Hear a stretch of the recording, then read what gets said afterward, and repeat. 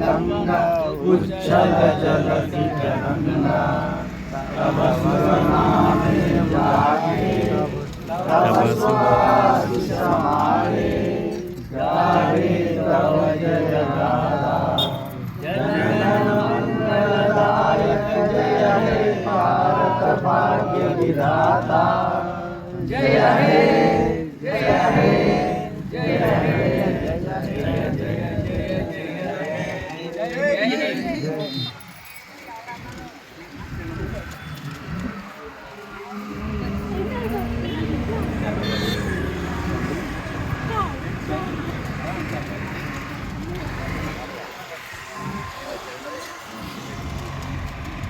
గౌరవనీయ సోదరులారా,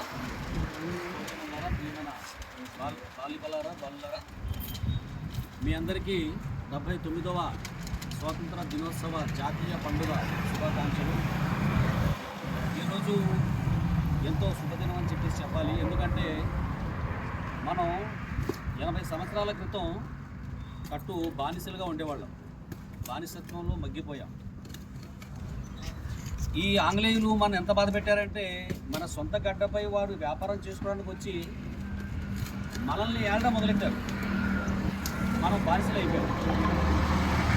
ఎందుకు చెప్పాలంటే ఆ పొరపాటు మనలో కూడా ఉంది. మనం ఐక్యతగా లేవు. స్వార్థం. వాళ్ళు ఏదో బిస్కెట్ వేసారు, ఆ బిస్కెట్ తినేసి మనం కుక్కలా పడున్నాం. చివరికి 200 దాదాపు 250 సంవత్సరాలు ఎంతో వాళ్ళకి మనం బానిసలు చేశాం. కానీ మళ్ళీ మనలో చైతన్యం వచ్చింది. ఎవరిలో? హిందువులు, ముస్లింలు, ముఖ్యంగా ఈ 2 వర్గాలు కూడా ఎంతో చరిత్రలో ఎప్పుడు లేదు ఆ విధంగా వాళ్ళు ఏకమైపోయారు. ఏకమై ఐక్యతతో వాళ్ళు ఈ దుర్మార్గుల గురించి తరివేశారు. చరిత్రలో ఎప్పుడు లేదు అంత ఐక్యతగా పోరాడిన సంఘటన. అయితే అటువంటి పరిస్థితులే బానిసత్వ పరిస్థితులు మళ్ళీ తిరిగి వస్తూనే మనకి. వాళ్ళు వెళ్ళిపోయాడు తప్ప ఊరుకోలేదు. అక్కడ నుంచి పావులు కదుపుతున్నాడు వెనక నుంచి. మనవాళ్ళకే మళ్ళీ బిస్కెట్లు వేసి చట్టాలు మార్చేసి రకరకాలుగా ఇబ్బంది పెట్టి మళ్ళీ తన ఏంటంటే డైరెక్ట్గానో ఇండైరెక్ట్గానో మొత్తం తన యొక్క ఆధిపత్యాన్ని చలానికి ప్రయత్నం చేస్తున్నారు. ఆ ప్రయత్నాన్ని మనం గ్రహించాలి. మనం అవగాహన చేసుకోవాలి.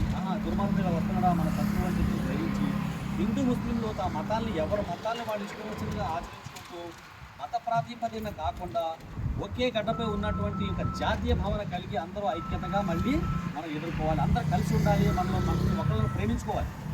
ప్రతి ఒక్కరి మనసులో ఒకళ్ళని ప్రేమ ఉండాలి. వాళ్ళు హిందువులు రా, వాళ్ళు క్రైస్తవులు రా, వాళ్ళు ఏదో వర్గం ఇదో వర్గం, ఈ భేదాలు 80% కూడా పనిచేసామంటే మళ్ళీ అందరూ కలిసి మళ్ళీ బాధ్యత అయిపోతాం. కాబట్టి అందరూ అవగాహన చేసుకుని ఒకళ్ళ ప్రేమ ఐక్యత కలిగి మన దేశాన్ని స్వతంత్రం కాపాడుకుంటాం. ఏమండి మరి ఆ సర్వేశ్వరుడిని భాగ్యం ప్రసన్న కోరుకుంటూ పాఠం చేస్తున్నాం. జై హింద్.